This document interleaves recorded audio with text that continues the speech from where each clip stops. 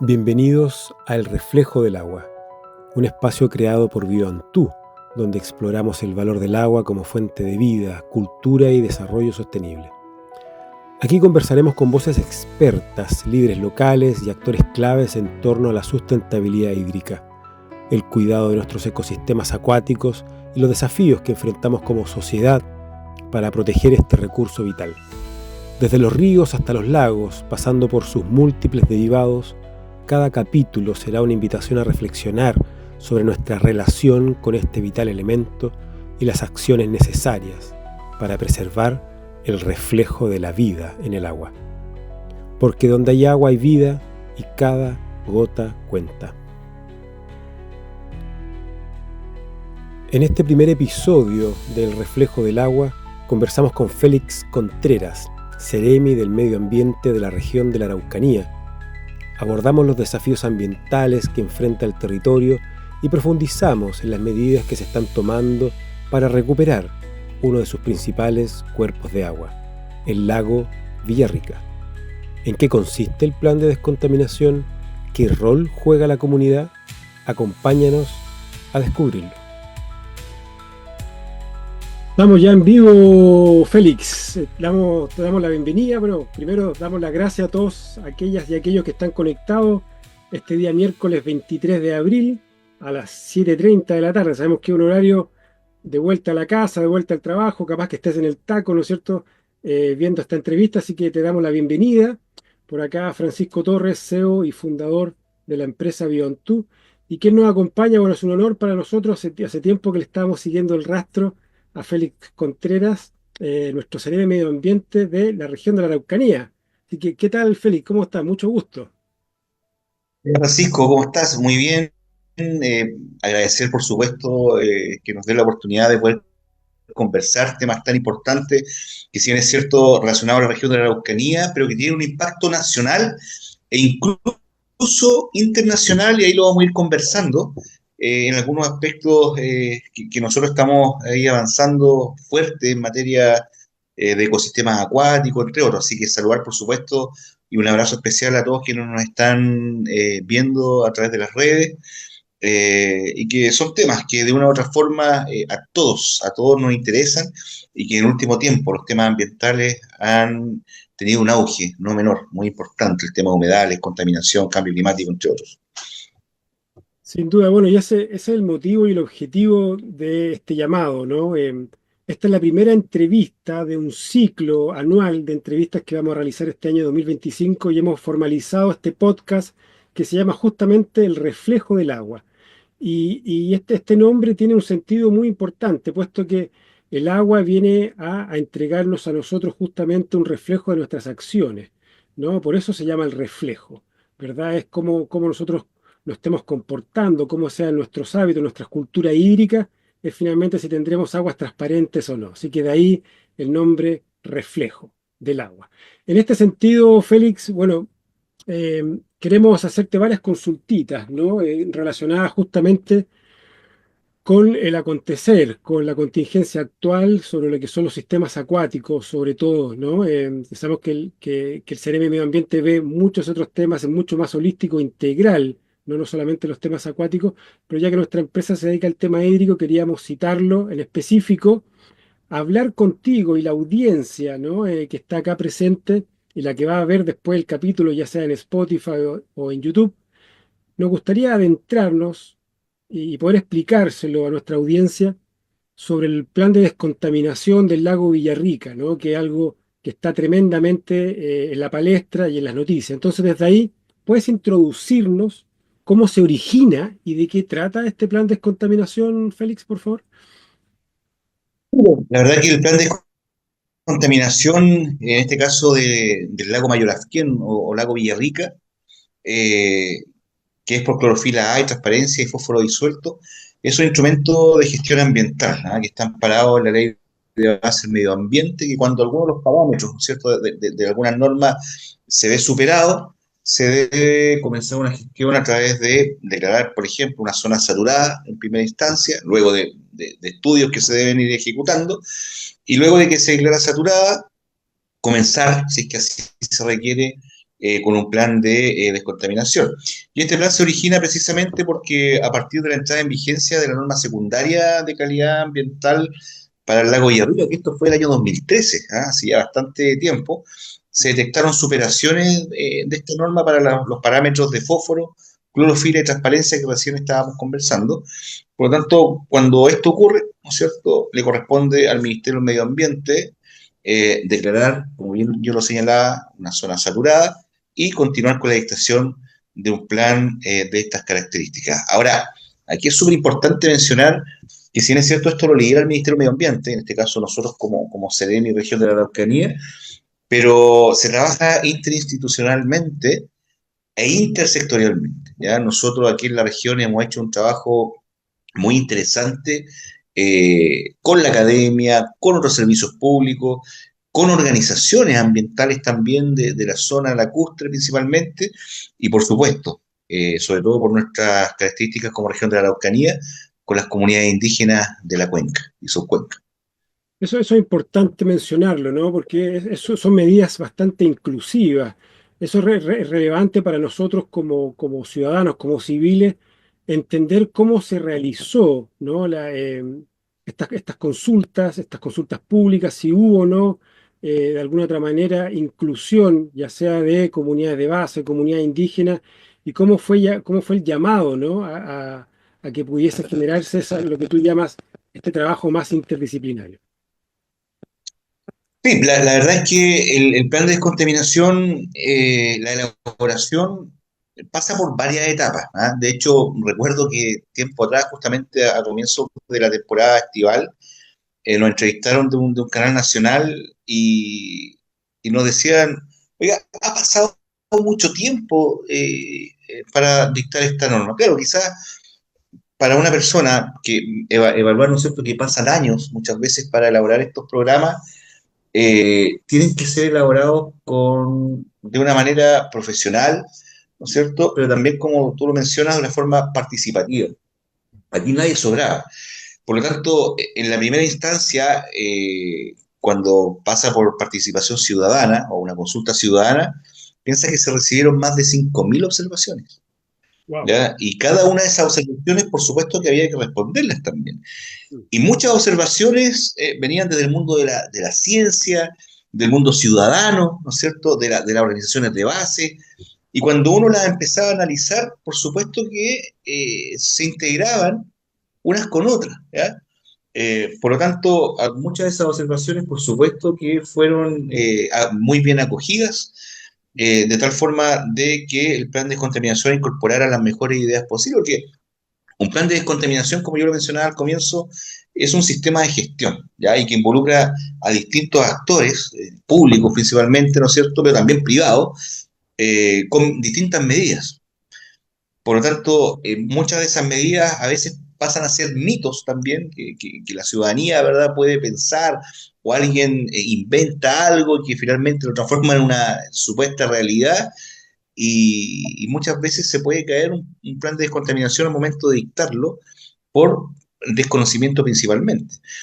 Luego pasó por una consulta indígena, en la cual participaron casi 40 comunidades de la cuenca, tanto de Curarrehue, eh, Pucón y Villarrica, y la verdad es que fue muy enriquecedor. ¿Verdad? Mira, no solamente ver la biodiversidad desde un punto de vista occidental, o sea, si hoy día nosotros, por ejemplo, tuvimos la oportunidad de preguntarle a alguien que nos está viendo a través de las redes, oiga, ¿qué es lo que es para usted el medio ambiente o la biodiversidad? Claro, alguien me puede decir, no, en realidad es todo lo que nos rodea, los árboles, el agua, la tierra, el aire, e incluso lo que nos está permitiendo ahora conversar. Mm, mm. Pero cuando nos vamos más allá, y vemos temas más de fondo, y conversamos con las comunidades indígenas, ellos hablan del Itrofilmonian, ¿ya? Que tiene un concepto más espiritual. Mm, mm. Por lo tanto, ellos nos decían, oiga, es que estos espacios se han transgredido, y esa transgresión nos ha traído a nosotros enfermedades, nos ha traído distintos problemas, falta de agua, nuestras cosechas ya no son igual que tiempo atrás, nuestros animales, ¿verdad? No es la misma producción, entre otras. Y claro, pues ellos lo ven desde un punto de vista espiritual, y si tú llevas eso a la ciencia, es lo que está pasando, ¿ya? Si el lago Villarrica efectivamente está enfermo, ¿ya?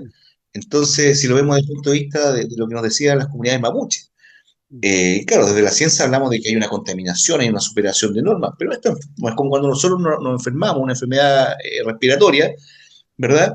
Es porque tenemos ahí una carga viral, bacteriana que nos está afectando y que tenemos que, por supuesto, tratarla.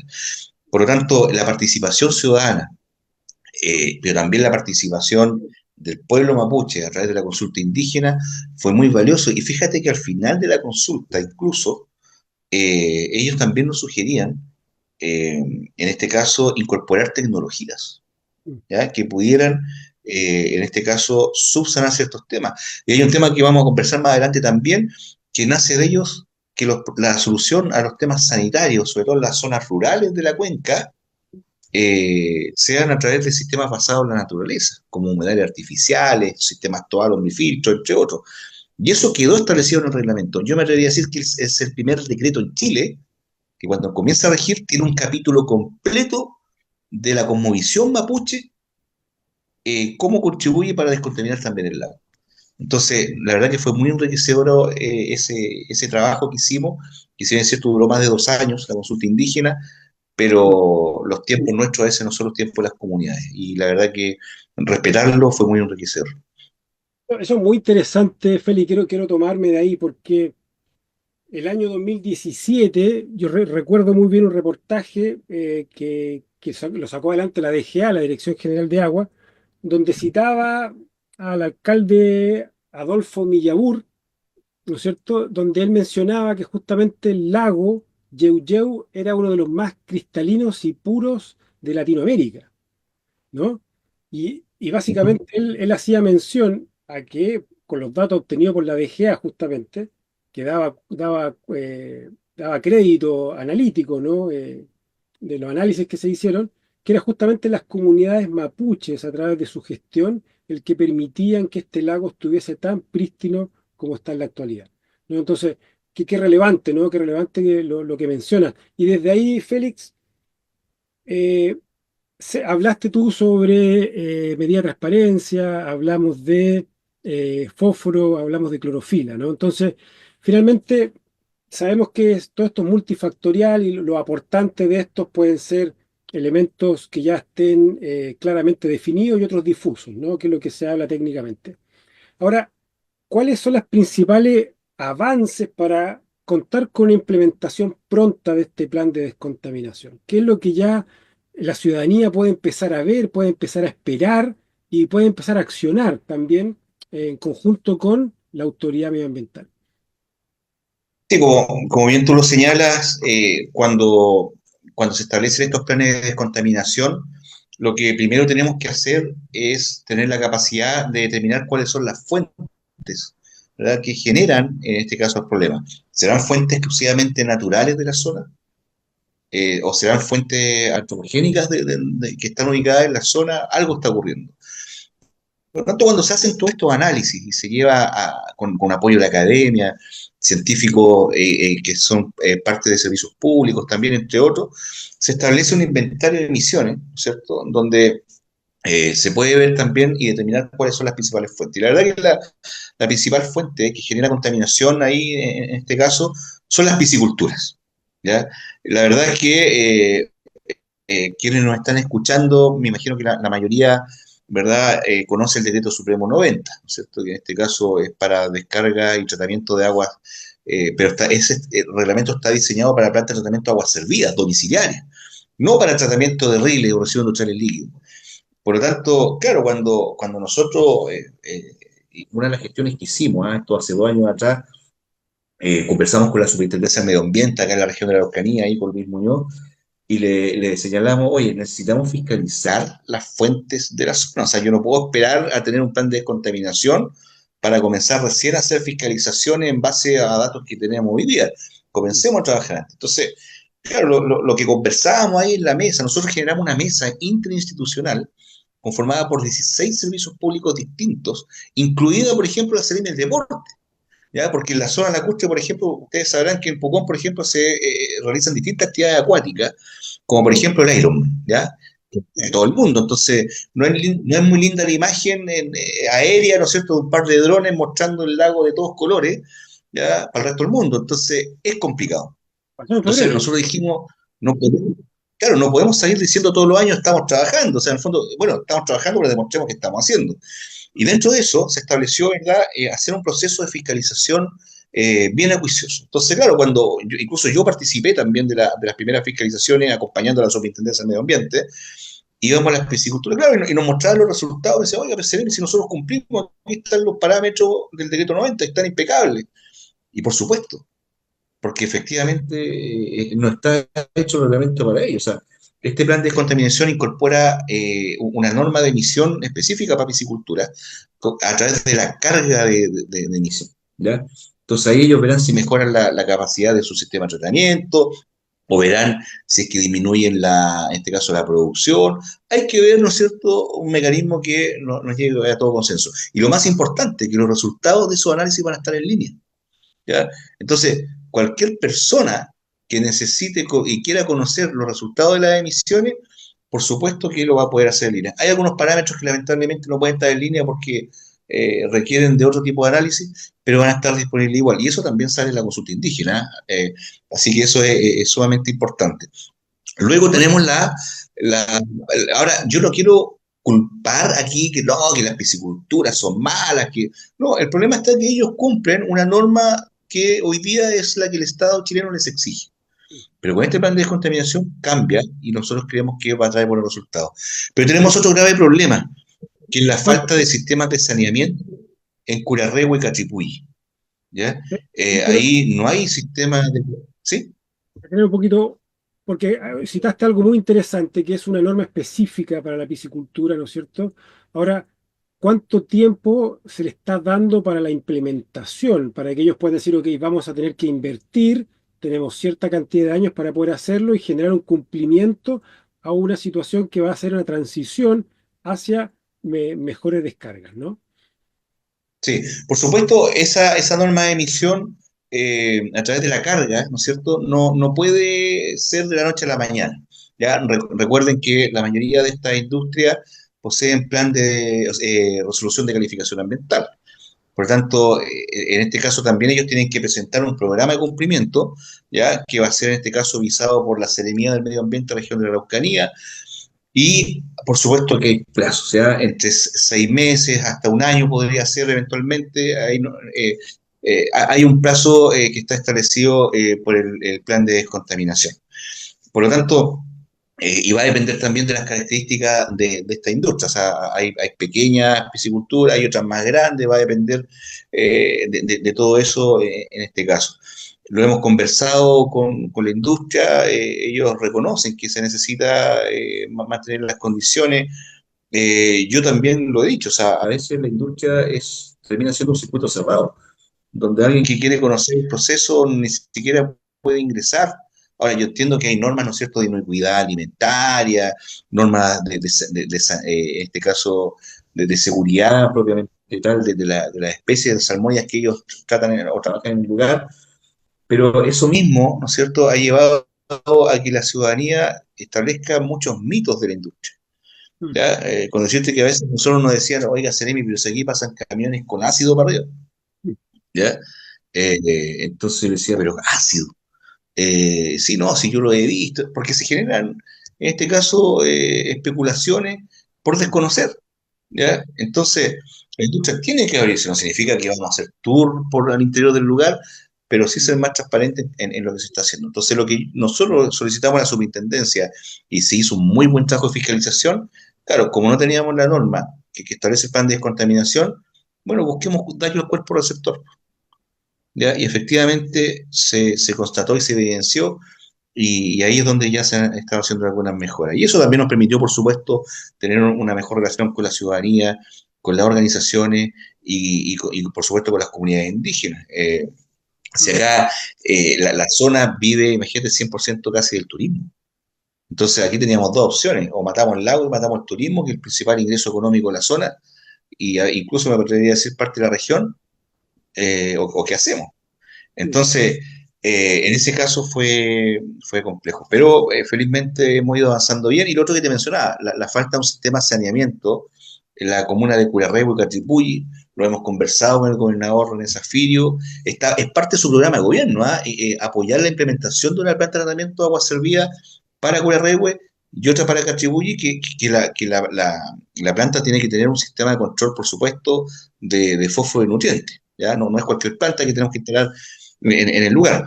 Entonces ya se ha establecido una mesa de trabajo para dejar los primeros pasos avanzados y el gobierno regional está disponible para apoyar con financiamiento para las distintas etapas de la construcción. Y además es un sistema muy esperado por los vecinos de esa zona.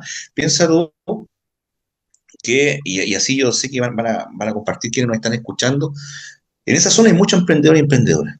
Y muchas veces no logran regularizarse por no tener sistema de saneamiento. ¿Ya? Alguien me dirá, oye, pero si tienen agua potable, sí, pero no tienen alcantarillado. O construyen una fosa y la fosa séptica no tiene, por ejemplo, resolución sanitaria. Vamos a sacar la resolución sanitaria, es que no está construida de acuerdo a los parámetros que establece el decreto 236, por ejemplo.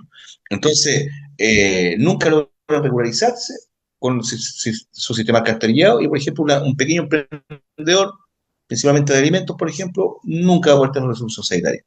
Bueno, por lo tanto, ellos están esperando que esta planta, ¿no es cierto?, se construya y por supuesto, va a dinamizar la economía de la zona, pero de una manera sostenible.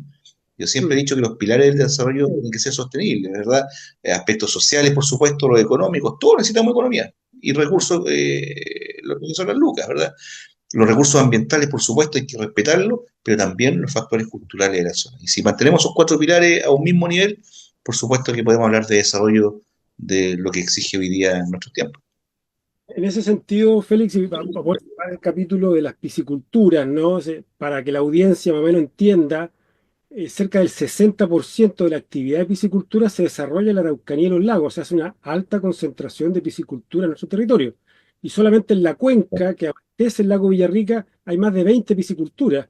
Por lo tanto, es muy relevante lo que está mencionando Félix Contreras, puesto que cerca del 51%, ¿no? Según los últimos estudios a los cuales tuve acceso, de la fuente directa de fosfato es precisamente por la piscicultura y otro gran porcentaje es justamente por las aguas servidas que mencionaste, Félix.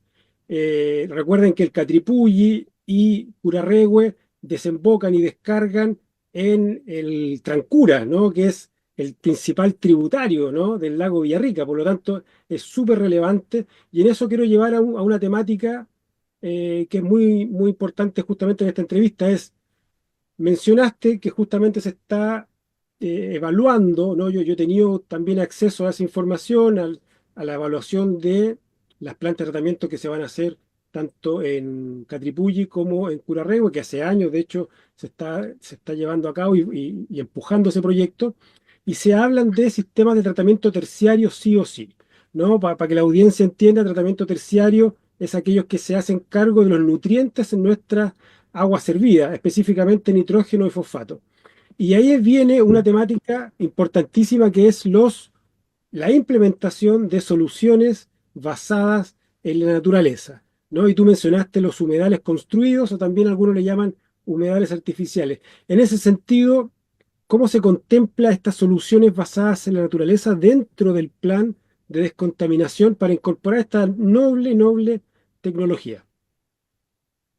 Sí, mira, la verdad que nosotros cuando comenzamos a analizar los sistemas de tratamiento, tanto individuales como colectivos, ¿verdad? Que hay que instalar en la zona, porque después hay que definir un área buffer, ¿ya? Que el área principal de influencia y que esta, por supuesto, cada cierto tiempo se va a ir modificando, se puede ampliar, reducir, mover, entre otras. Y dentro de las medidas estructurales de este plan están, por supuesto, los temas de saneamiento que estamos hablando, la restauración también a través de especies nativas que ayuden a controlar el fósforo, ¿no es cierto?, nutrientes, sobre todo por arrastre, y el monitoreo permanente que hay que ir haciendo. Y dentro de esta medida estructural de saneamiento, el plan de descontaminación incorpora casi 1.500 soluciones sanitarias que deben ser implementadas en la zona lacustre, ¿ah? Tanto en Villarrica, Pucón como en Curarrehue, en los lugares donde no exista sistema de saneamiento. Y por supuesto que ahí cuando conversamos con las comunidades de la zona y también con organizaciones de la zona, llegamos a la conclusión de que los mejores sistemas que podemos implementar son justamente aquellos basados en la naturaleza y como por ejemplo los humedales artificiales, Ya, acá en Chile, incluso en la zona sur, tenemos un excelente ejemplo aquí en el Biobío, que de hecho nosotros fuimos a ver esa experiencia, que es el Prelela, ya, que está ubicado ahí frente al lago Ranalhue, y esos sistemas de humedal artificiales han resultado ser muy efectivos. Y acá la verdad que nosotros logramos, en este caso, postular a un FNDR, al gobierno regional, y el cual ya está en proceso de implementación, y logramos instalar 12 sistemas de soluciones sanitarias, 4 por comuna, ¿ya? En Currahebo, Villarrica, Pucón, en las zonas rurales principalmente, de los cuales el 50% corresponde a humedales artificiales, ¿verdad? Lo que estábamos conversando, y el otro 50% a experiencias con sistemas TOA o lombrifiltro. Ahora, ¿qué es lo que buscábamos nosotros? Que sean sistemas similares a las fosas sépticas. Ahora, cuando hablo similar a las fosas sépticas, porque hay un mundo de distancia en eficiencia, me Claro, refiero a que sean similares en el sentido que no requieran mucha intervención humana, ¿ya? mm, Porque la verdad que nadie va a estar ahí permanente, monitoreando, el dueño de casa, ¿no es cierto? No, el sistema tiene que funcionar lo más solo posible. Y que sea claro. además la mantención de un bajo costo. Por lo tanto, en ese sistema lo que más se adecuaba era justamente los humedales artificiales, ¿no es cierto? Y que ya están instalados. Hicimos un trabajo en conjunto con la Seremía de Salud también para poder entregar estos sistemas y que ya se está finalizando los procesos de resolución sanitaria, ¿ya? Para entregarlo incluso autorizado a los domicilios particulares. Y la verdad es que los sistemas ya están funcionando, están teniendo buenos resultados, no han llegado algunos monitoreos, son muy eficientes desde el punto de vista, como tú lo mencionabas, del nutriente y otro. Y Mm. lo mejor es que las familias quedan muy contentas porque, claro, las primeras semanas se ve ahí un área, ¿no es cierto?, que no es menor, se ocupa un espacio, pero al pasar el tiempo las plantas van creciendo, ¿no es cierto?, y se ve un área preciosa, no genera malos olores. Si tú no le cuentas a tu visita que es un sistema de tratamiento, nadie sabe que es un sistema de tratamiento de agua servida. Mm. De hecho, llegan hasta aves, ahí se posan, ¿verdad? Y si llegan, en este caso, fauna y aves al lugar, es porque ellos también saben distinguir, ¿no es cierto?, que es un área que no les va a traer problemas a ellos, digamos. Entonces, hemos tenido hasta ahora una muy buena recepción. Ahora, Y esos 1.300 sistemas de solución, que son casi alrededor de 1.400 sistemas que incorporan el plan de descontaminación, que tienen que ser incorporados en 10 años, ¿no es cierto?, que es lo que dura el plan de descontaminación. eh, por supuesto que repercute en que deben ser sistemas basados en la naturaleza.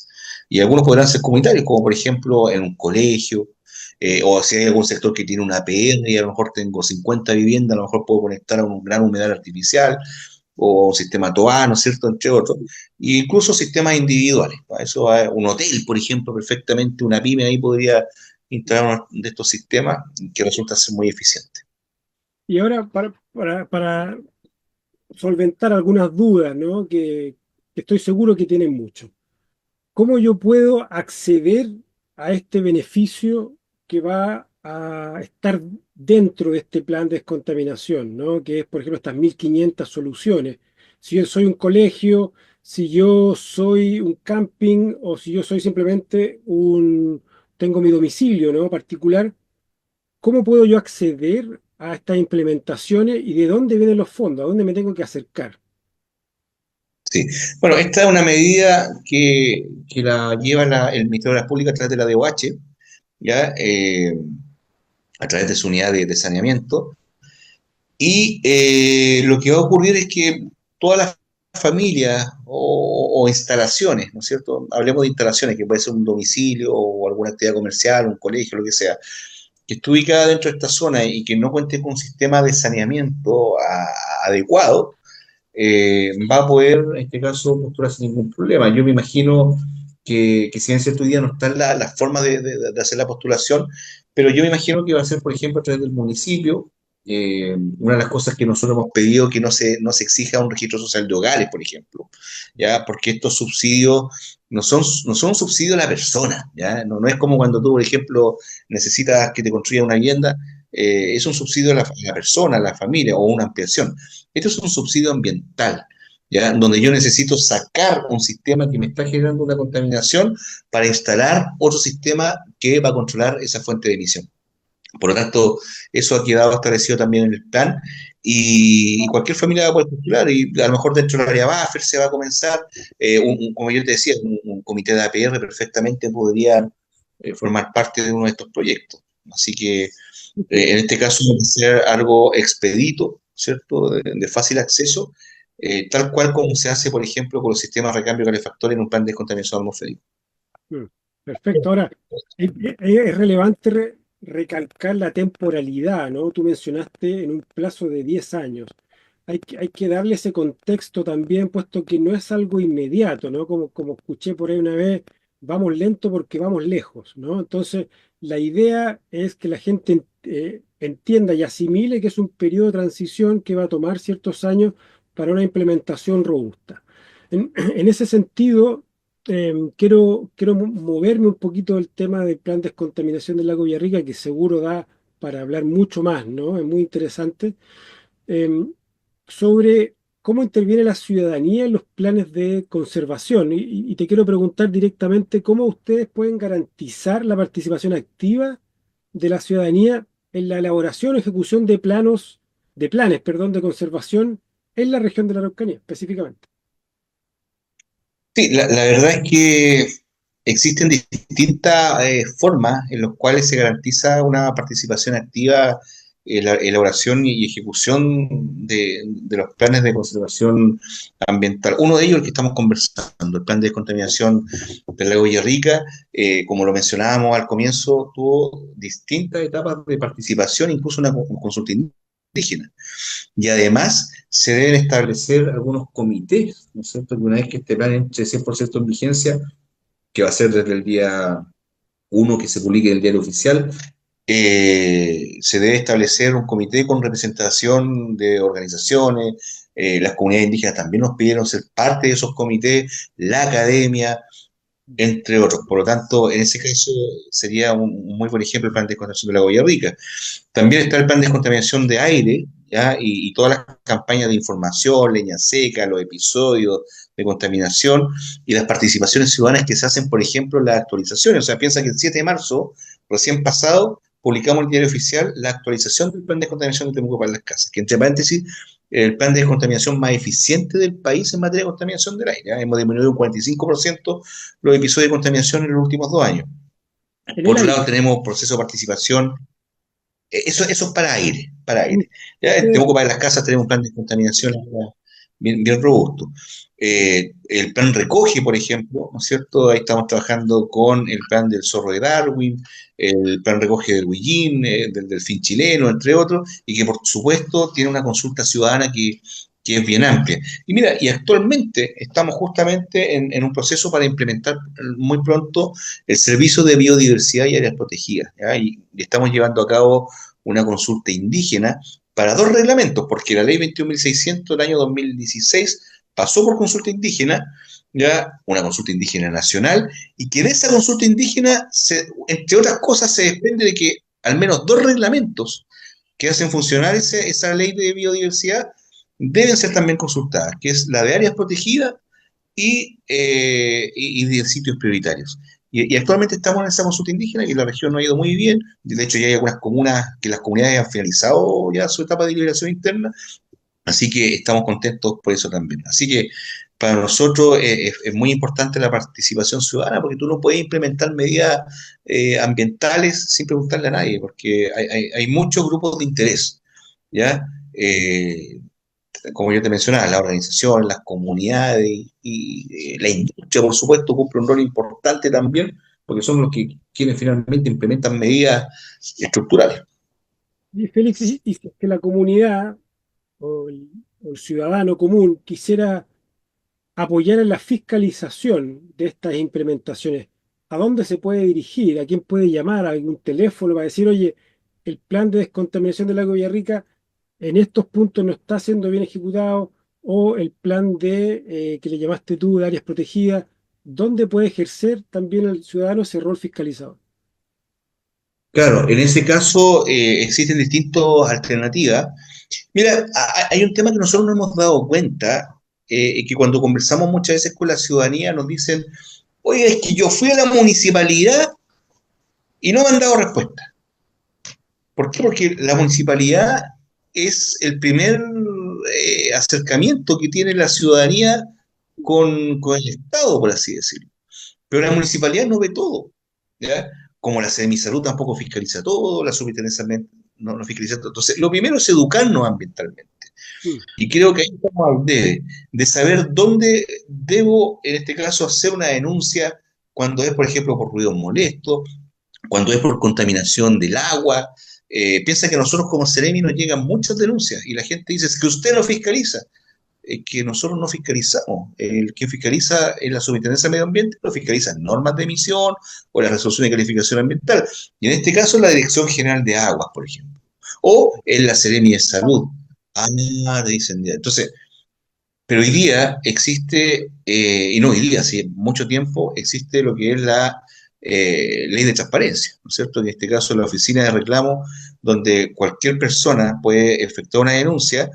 ¿Y qué es lo que ocurre? Que si a mí me van a dejar una denuncia, como Seremi del Medio Ambiente, donde quizás yo no tengo nada que ver con el tema que me están haciendo llegar, yo tengo la obligación no de decirle a la persona vaya a la otra institución, tengo la obligación de tomar esa denuncia también y yo derivarla a la institución que corresponda para que se ponga en contacto con esa persona y le pueda dar la solución o la respuesta que se requiera.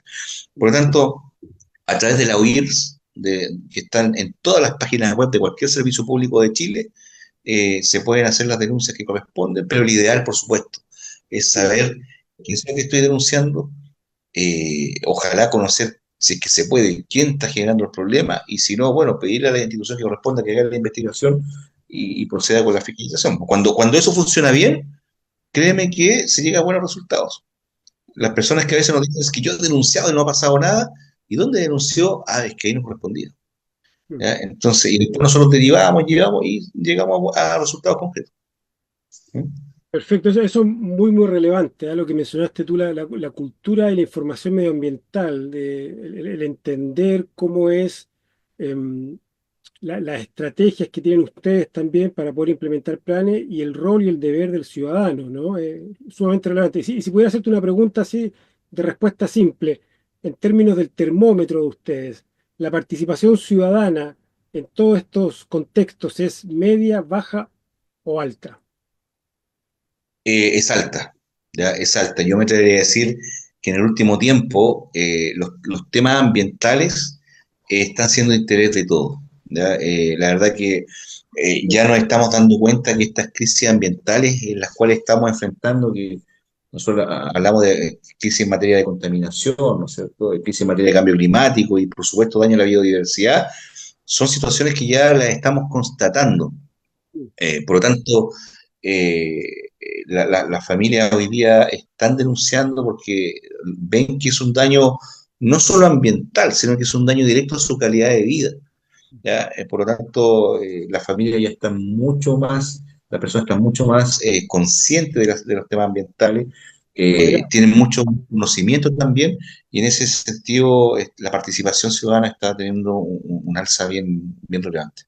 Qué bueno, qué bueno. Y antes de cambiar de tema, bueno, recordar a la audiencia, ¿no?, que estamos con Félix Contreras, CRM Medio Ambiente de la región de Araucanía, en nuestra primera entrevista para el podcast El Reflejo del Agua, ¿no? Y quiero pasar a un tema muy relevante que tiene que ver con la ley de humedales urbanos, Félix, que es medianamente nueva, ¿no?, dentro de esta escala de años. Y quisiera hacerte una pregunta, primero para contextualizar y situar, ¿no?, a la audiencia. Si puedes explicarnos brevemente de qué trata esta ley de humedales urbanos y por qué creen ustedes que es de suma relevancia, de importancia que nosotros como ciudadanos, como civiles, empecemos, ¿no?, a tener una cultura mayor, ¿no?, un mayor involucramiento en las funciones biológicas, funciones ecosistémicas de estos humedales a nivel urbano.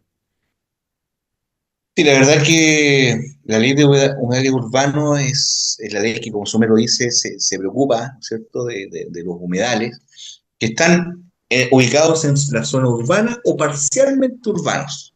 ¿Ya? O sea, basta que un humedal en este caso pase a tocar una parte, una porción muy pequeñita que el reglamento no establece cuánto, ¿ya? De una zona urbana y perfectamente, ¿no es cierto? Si hay una solicitud, en este caso municipal, podríamos, o si es de un privado, ¿verdad?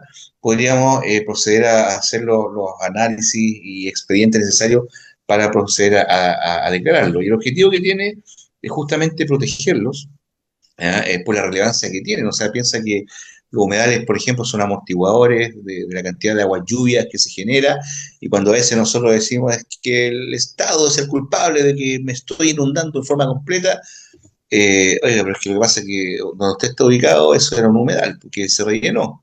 ¿Ya? Mm. O resulta que un par de kilómetros de agua arriba hay un humedal que se intervino hace X cantidad de años, y el agua son ciclos. Cada 90, cada 100 años tiene una cantidad de retorno impresionante, y quizás justo nos tocó. Entonces, o a veces, ¿cuántas veces hemos visto las noticias, por ejemplo, que familias completas, ¿ya? Y están demandando a una inmobiliaria porque su edificio o porque su casa se está hundiendo, y resulta que se enteraron ahí de que eso en algún momento fue un humedal? Entonces lo que buscamos con esto es justamente poder proteger estos espacios. Quizás la ley necesitaba otras gestiones también para cuidarlos de otra forma mucho más potente, pero al menos es un paso, ¿no es cierto?, no menor, y que hoy día, créeme que de 10 audiencias que me piden, 8 son por humedad. Ah, ¿Mm? mira, qué interesante. ¿Y cómo el Ministerio de Medio Ambiente puede llegar a blindar, voy a ocupar esa expresión, ¿no? A proteger, a blindar estos humedales? ¿Cuáles son las medidas de protección en concreto que deberíamos esperar nosotros cuando se declara un humedal urbano en nuestra región? Sí, mira, ahí es que ser súper concreto, porque a veces hay personas que nos dicen es que nosotros no queremos que se declare este humedal urbano porque poco más no me puedo tomar ni siquiera una selfie en el lugar si ustedes lo digan. La verdad que no es así. La ley de base del medio ambiente establece, ¿no es cierto?, que cuando un humedal, ya sea que está declarado, ¿verdad? O incluso un humedal urbano que no está declarado, los requisitos son los mismos. O sea, si yo quiero hacer una intervención en un humedal urbano que no esté declarado, igual tengo que ingresar al menos una pertinencia al sistema de evaluación ambiental si es que no estoy seguro que la intervención que yo voy a hacer no requiere ingresar al sistema de evaluación. ¿Ya? De lo contrario, la Superintendencia de Medio Ambiente igual lo puede fiscalizar. O incluso la modificación del libro décimo del Código Penal hace un año y medio aproximadamente, incorpora también, dentro de los delitos ambientales y económicos, incorpora el daño a los humedales. Entonces, ya no es solamente que va a ir un ente fiscalizador y que te va a acusar una multa si es que pasa algo, sino que es un delito ambiental que podías pagar hasta con cárcel. Mira, no es menor. Y eso es muy interesante, ¿no? Que se empieza a poner en las conversaciones de pasillo, sobre todo en estas regiones, estoy hablando de la región, de la cuarta región hacia el sur, tenemos presencia de humedales con una presión inmobiliaria, como tú bien lo mencionaste, ¿no? Importantísima. Entonces, esta cultura hídrica que yo menciono es muy relevante para nosotros ser los primeros fiscalizadores de lo que está ocurriendo en nuestro territorio. Y en ese sentido, ¿cuáles son los principales desafíos para poder implementar o declarar un humedal urbano? ¿Qué es lo que tiene que ocurrir en términos del contexto ambiental para yo poder decir quiero declarar este humedal? Sí, mira, la verdad es que muchas veces llegan organizaciones a conversar con nosotros, eh, vienen muy motivados, ¿no es cierto? Porque hay un humedal que incluso además de ser un humedal, representa un interés para la cultura, por ejemplo, mapuche. Y resulta que no es llegar y declararlo, ¿ya? Porque se deben cumplir algunos requisitos para que un lugar sea considerado un humedal urbano. Y la ley establece tres, y al menos se debe cumplir uno. Por ejemplo, tú debes hacer una calicata, y que al menos, y si tú haces una calicata de 30 centímetros, se debe encontrar agua. 30 centímetros, o sea, no es una regla. ¿Ya? Mm. Y resulta que nos dicen, es que esto era un humedal, yo cuando era niño venía acá y esto era lleno de agua. Sí, pero lo que pasa es que esto ya el privado lo rellenó. Y la ley dice que tienen que ser 30 centímetros. Es que si usted hace 10 centímetros más va a encontrar agua. Tienen que ser 30 centímetros. ¿Ya? Por otro lado, debe haber vegetación hidrófica propia de humedales. ¿Ya? Junco, junquillo, entre otros. ¿Ya? O especies arbóreas que sean de humedal. ¿Ya? No es que se tengan que cumplir todas, al menos una. ¿Ya? O que al menos se inunde por una cierta cantidad de días seguidos en el año, ese lugar. Entonces, si se da una de esas tres características, por supuesto que humedal. Entonces, a veces llegan con esa idea, ¿no es cierto? Y dicen, no, es que todo esto es el humedal, aquí tengo el mapa completo, y resulta que cuando después se da terreno, la porción es mucho menor. Ahora, ¿por qué es importante ser profesional y ser responsable cuando queremos declarar un humedal? mm, Porque después vienen las reclamaciones. mm. Y las reclamaciones pueden ser de un particular propietario del terreno o alguien que tiene un interés sobre el terreno. Y resulta que el Tribunal Ambiental perfectamente puede retrotraer el proceso, como ha ocurrido en gran cantidad de humedales declarados. Mm. Entonces, hoy día cada vez es más exigente la calidad del expediente que se debe, en este caso, realizar para declarar un humedal. Y por supuesto, la idea es que el municipio también esté interesado en declarar ese humedal, porque ellos son los que conocen mejor el territorio y conocen el interés de sus ciudadanos. O sea, nosotros podríamos ir a un lugar y decir, oye, pues esto es un humedal precioso, declarémoslo, y a veces los vecinos no quieren, porque como yo te decía, tienen miedo. Ahora, yo quiero dejar esto súper claro. Hoy día puede haber un humedal urbano en cualquier parte de Chile, donde yo compro ese terreno y que piensa que incluso tienen distintos nombres. ¿Ah? Algunos le llaman tierras perdidas, porque en el fondo dicen que son lugares que no podíamos hacer nada. Claro. Bueno, y adquiero ese terreno, resulta que un humedal urbano no está declarado, oiga, rellenémoslo. No, la letra S de la Ley de Base del Medio Ambiente dice que no es necesario que esté declarado, igualmente tiene que ingresar a evaluación ambiental. La diferencia que esté uno declarado es que al estar declarado va a estar ahí, ¿no es cierto?, marcado en un mapita, y por otro lado se tiene que hacer un plan de gestión. Y Mm. por otro lado, el municipio tiene que hacer ordenanzas de humedales. ¿Ya? O sea, vamos haciendo gestión cuando vamos declarando los humedales. Pero el que no esté declarado, los requisitos para intervenir en ese espacio son exactamente los mismos que si está declarado. Ya, eso es muy interesante que lo sepa la gente. He visto, ¿no? Un montón de proyectos, incluso nosotros hemos participado en algunas detenciones de proyectos justamente cuando se ha comenzado a hacer rellenos, o no solamente rellenos, sino que drenajes a través de estas famosas zanjas de drenaje para poder básicamente vaciar o drenar este humedal y dejarlo apto para, como suelo constructivo, ¿no? Solo apto para construir. Entonces, qué relevante lo que mencionas, puesto que hay una capacidad de fiscalización por parte de nosotros como ciudadanos para poder detener, ¿no? Este tipo de, yo le llamo aberraciones medioambientales por las importancias ecosistémicas que justamente tú mencionas que tienen los humedales y que son bien sabidas del mundo de la ecología.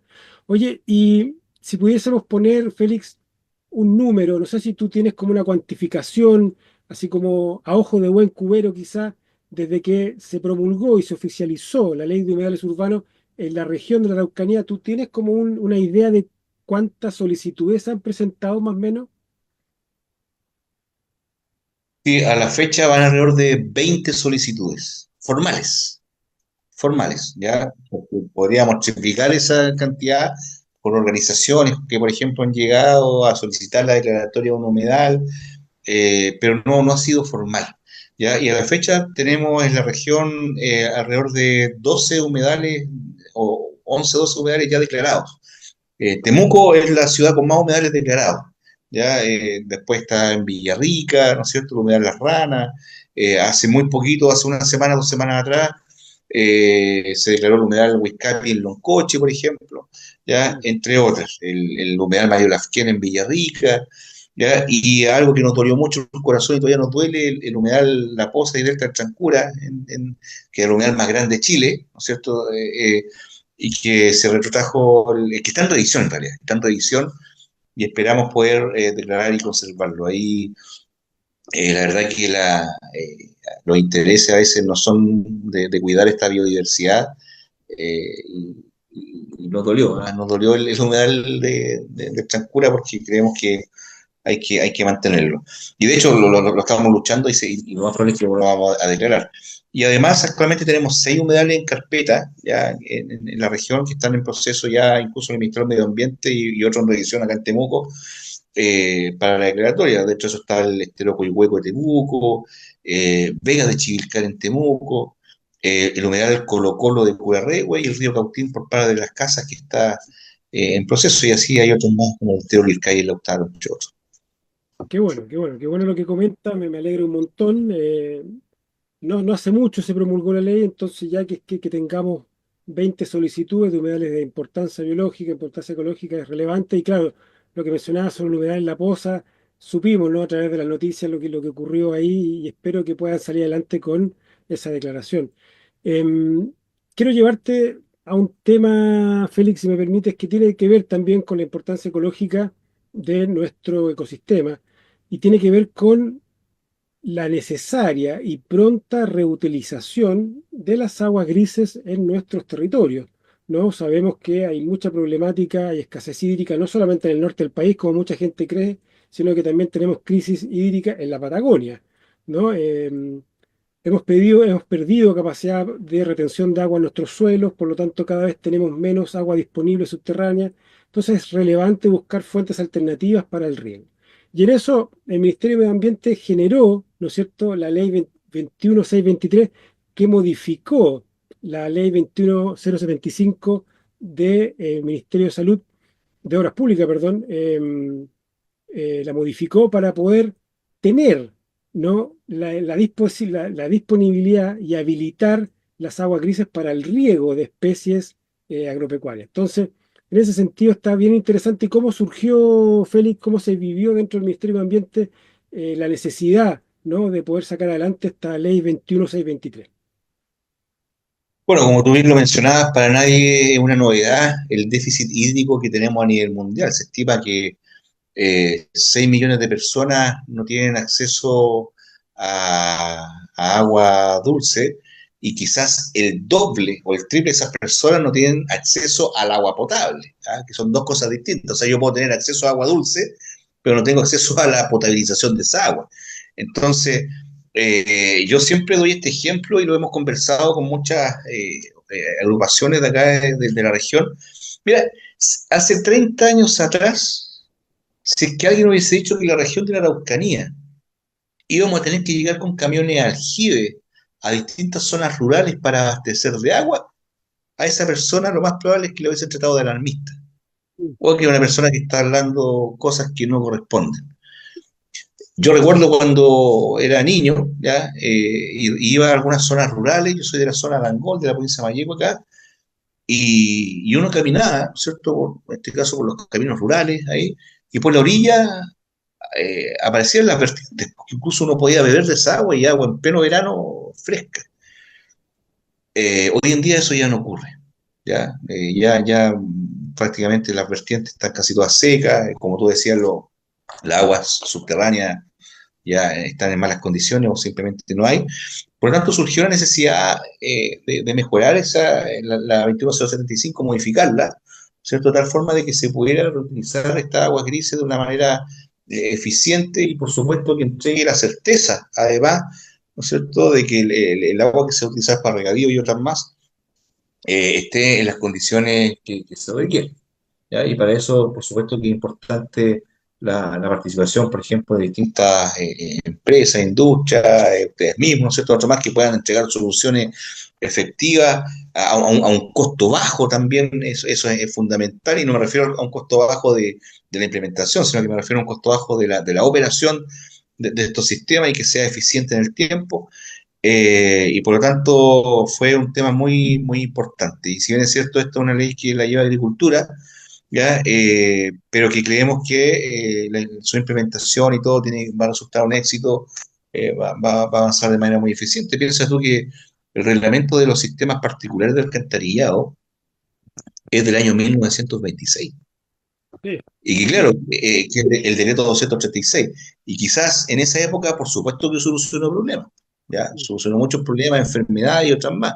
Pero hoy día el llenar de fosas sépticas, y que además yo siempre lo digo, oiga, cuando usted va y compra una fosa séptica y va a un retail X, ¿ya? No voy a mencionar ninguno para no hacer comercial, pero, y claro, usted a lo mejor mira el instructivo que dice, instale la fosa en tal lugar y construye un dren de tantos metros, pero no hicimos la escalicata, no vimos la calidad de absorción, a lo mejor construimos un pozo absorbente y no correspondía, y ni siquiera sé lo que tiene el vecino al lado.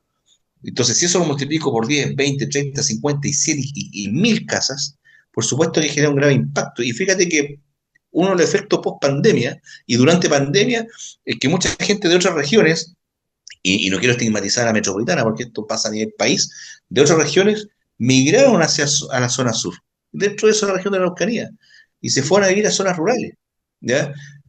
Por lo tanto, eso aumentó la población rural. Piensa que hoy día tenemos APR que no tienen capacidad de entregar agua a las nuevas viviendas que se han instalado porque nunca se proyectó que creciera tanto la población rural. Entonces, es complejo. Entonces, estas medidas de mitigación, estas medidas de control para riesgo y otras más, por supuesto que resultan ser eficientes y nos pone contento esta ley 21.623. Qué bueno, Félix.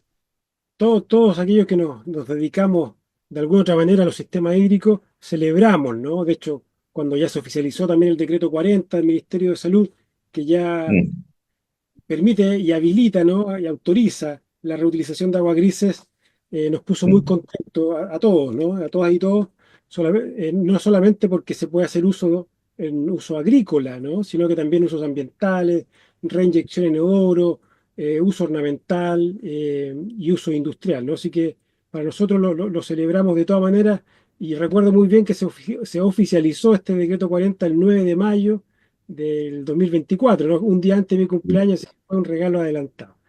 Oye, Félix, y para ir cerrando ya la entrevista, ¿no? Recuerden que estamos en este podcast, El Reflejo del Agua, con Félix Contreras, CRM Medio Ambiente de la región de la Araucanía.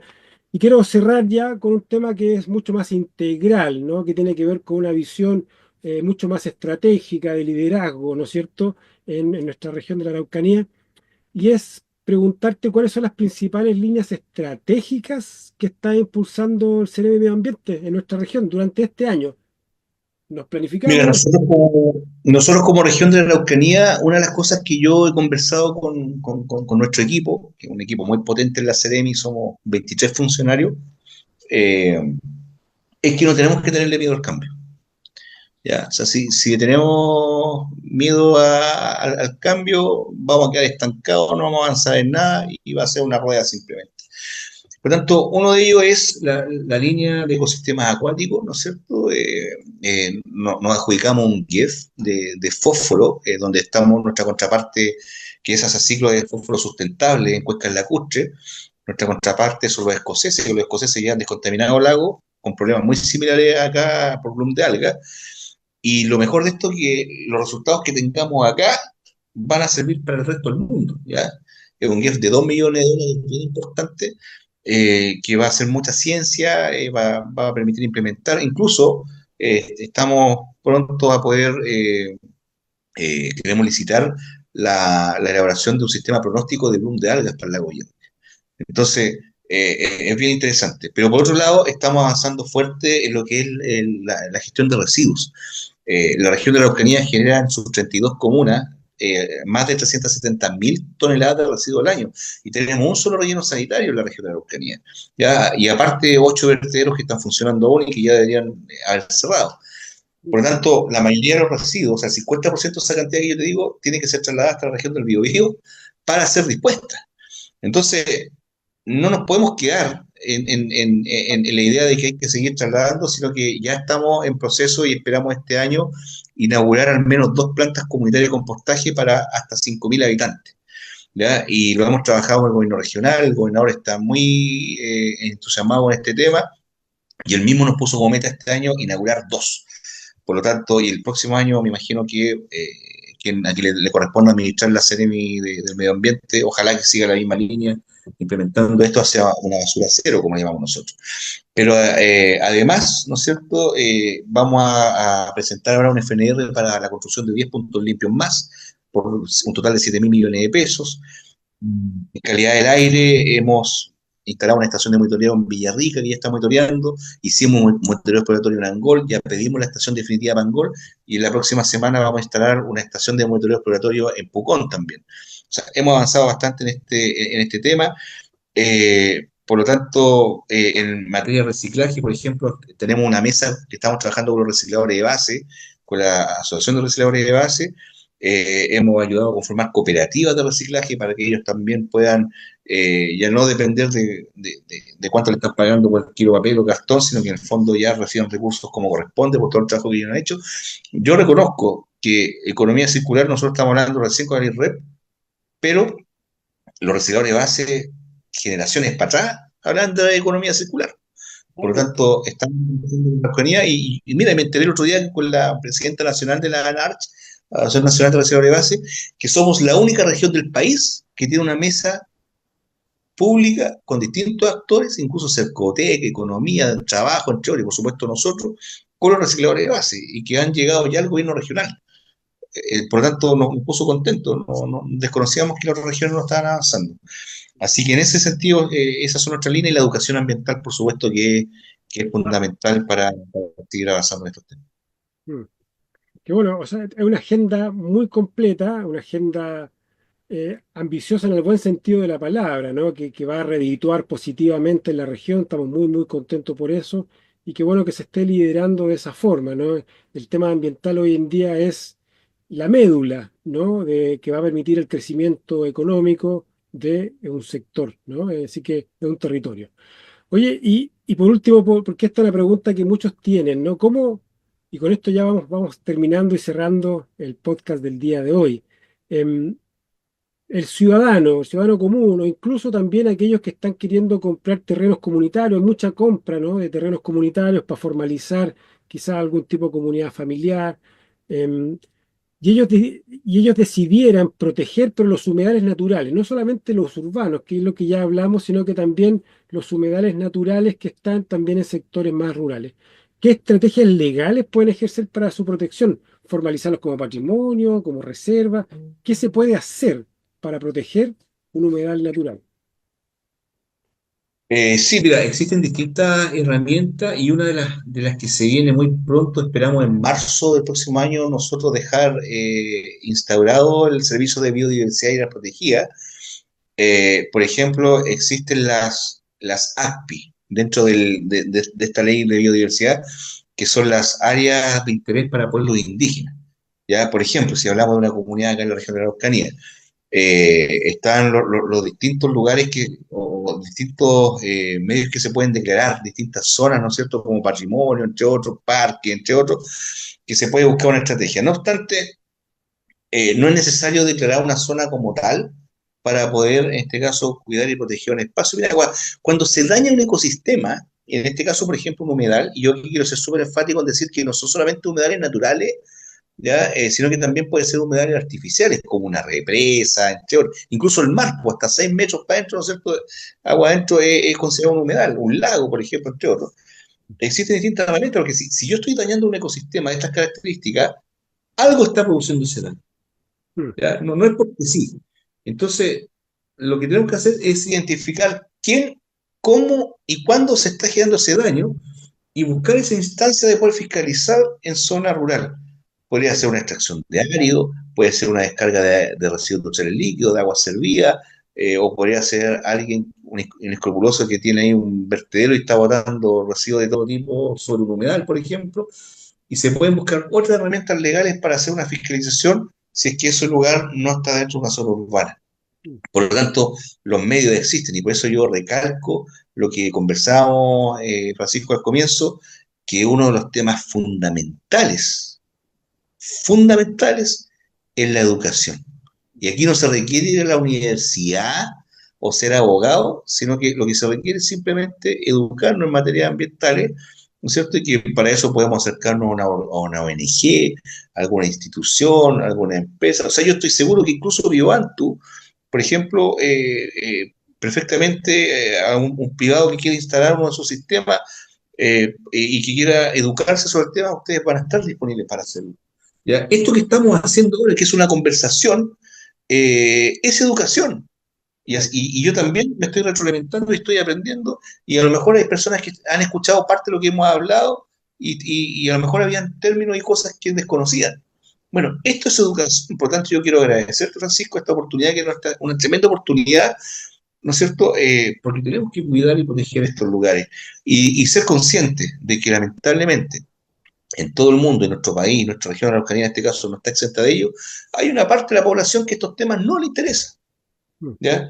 Porque desconocen los efectos que puede tener. Mira, el privilegio que tengo yo de un día despejado subir al Cerro Ñelola aquí en Temuco, en invierno y ver hacia el horizonte, ¿no es cierto?, hacia la zona un poco, una vista sur, y ver este caso, el Quechupillano o el volcán Villarrica lleno de nieve, mm, ese privilegio yo no se lo puedo quitar a las futuras generaciones. No puede ser una leyenda, una historia de lo que yo podía ver desde ese cerro, ¿ya? Ese privilegio lo tienen que tener las futuras generaciones, pero depende de nuestras acciones hoy día. Mira, tú hoy día hablas con un niño o vas a botar un residuo X y ¿qué es lo que te dicen? No, eso no va ahí, eso tiene que ir al reciclaje, porque ellos ya están internalizando por el trabajo que están haciendo sus docentes, sus profesores, ¿no es cierto?, en materia ambiental. Nosotros, tú mismo, Francisco, y yo no tuvimos ese privilegio en los colegios, a lo mejor había un pequeño grupo de ecología, mm. ¿verdad? Pero la educación ambiental que hoy día se está llevando a las aulas es un tremendo trabajo. Pero nosotros no podemos culpar a las futuras generaciones o traspasarle a ellos la responsabilidad. Nosotros hoy día tenemos que hacer algo. Y cada pequeña acción cuenta. O sea, si yo hoy día un envase plástico lo voy a dejar a un lugar de reciclaje, tengo que multiplicar por el número de personas que están haciendo lo mismo y estoy evitando que una gran cantidad de esos residuos lleguen a un vertedero o un relleno sanitario contaminado. Es un poco conciencia. Mira, en los años 70 se decía que en el mundo para solucionar los problemas necesitábamos conciencia. Eh, y estamos en el año 2025 y todavía hablamos que lo que nos falta es conciencia. Por lo tanto, cuando a mí se me caiga un papel del bolsillo, ¿no es cierto? O vaya a comprar pan a 2 cuadras en mi auto y me moleste la conciencia porque, chuta, en realidad estoy generando más huella de carbono, ahí recién te puedo decir tengo conciencia porque me está molestando. Mientras eso no pase, no podemos decir que tenemos conciencia. Mira, cuando en vísperas de un año nuevo, de Navidad o de un 18 de septiembre, los municipios nos informan por los distintos medios de que no va a pasar el camión de la basura o el recolector de residuos durante 2 o 3 días, ¿qué es lo que a veces se hace? El municipio lo que te pide es que trates de reducir la cantidad de basura o si vas a hacer la misma cantidad de lo mismo, pero que la dejes en tu casa un tiempo. Lo que hacen muchas familias es que lo van a dejar en la esquina porque el problema es del vecino en la esquina. Pero hay muchas familias que hoy día reconocen que eso incluso está estigmatizando sectores. Ah, vaya sector donde tienen un basural. Es estigmatizarlo.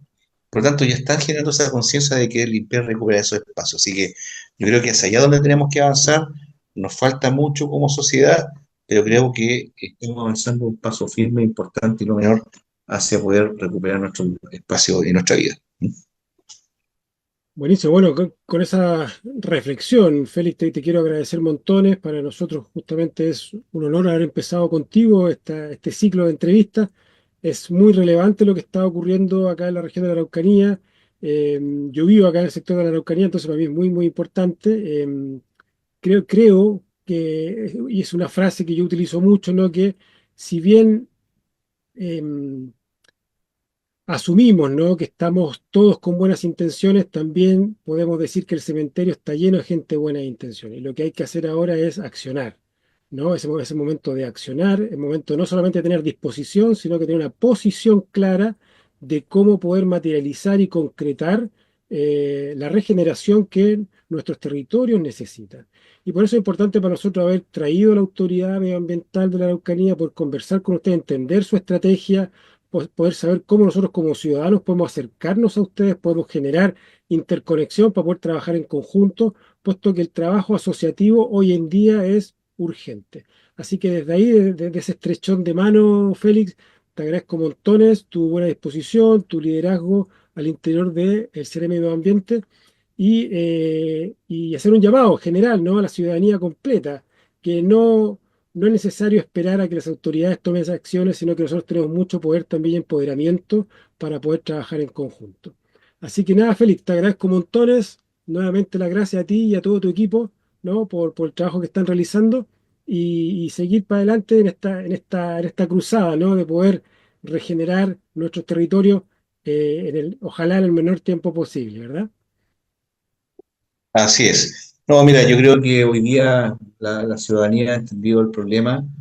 Nos hemos dado cuenta de que si no hacemos algo hoy día, Mañana va a ser mucho más complejo, más recursos y derechamente nos afecta la calidad de vida. O sea, no es otra. O sea, cuando nosotros hablamos, por ejemplo, de contaminación del aire, claro, o sea, no es solamente la polución que está en el ambiente, nos afecta a nuestro sistema respiratorio, todo, incluso influye en la seguridad.